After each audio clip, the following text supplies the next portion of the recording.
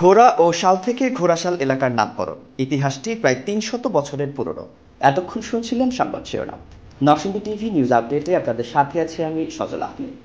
এবারে বিস্তারিত। নানান বিশেষত্বের জন্য নরসিংদীর ঘোড়াশাল এলাকাটি বর্তমান বাংলাদেশে বেশ পরিচিত। ঘোড়াশালে ঢুকতেই রেলওয়ে স্টেশনের দক্ষিণ পাশে চোখে পড়ে শালগায়ে জড়ানো ঘোড়ায় চড়া এক লোকের স্থাপনা।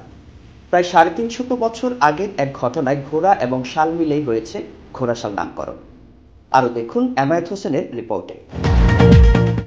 আজকে আমরা এসেছি ঘোড়াশালে ঘোড়া চত্বরে।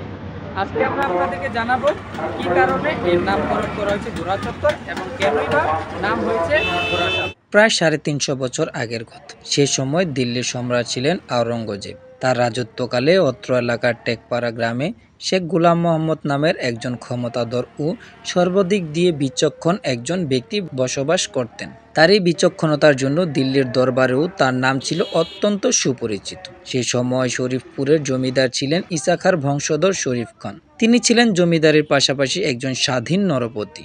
জমিদারির অভ্যন্তরীণ ব্যাপারে মুঘল সম্রাটের কর পাওয়া ব্যতীত হস্তক্ষেপ করার কোনো অধিকার ছিল না। জমিদার শরীফ খানের প্রজা মোহাম্মদ শরীফ পুত্র তার বিরুদ্ধে দিল্লির রাজ দরবারে এক অভিযোগ দায়ের করেন। ফলে দিল্লির রাজ দরবারের সাথে জমিদার শরীফ খানের বিরোধ দেখা দেয় দায়েরকৃত অভিযোগের কারণে। তখন দিল্লির সম্রাট উক্ত বিবাদ মীমাংসা করার জন্য গোলাম মোহাম্মদের নিকট লিখিত ফরমান পাঠান এবং তিনি উপস্থিত হয়ে বিষয়টি নিষ্পত্তি ও উভয়ের মধ্যে সন্ধি করিয়ে দেন। গোলাম নবীর সময় এলাকাটি ঘোড়াশাল নামে অভিহিত হয়। তার স্মৃতিতে এইখানে নির্মাণকৃত চত্বরটি হলো ঘোড়াশালের ঘোড়া চত্বর।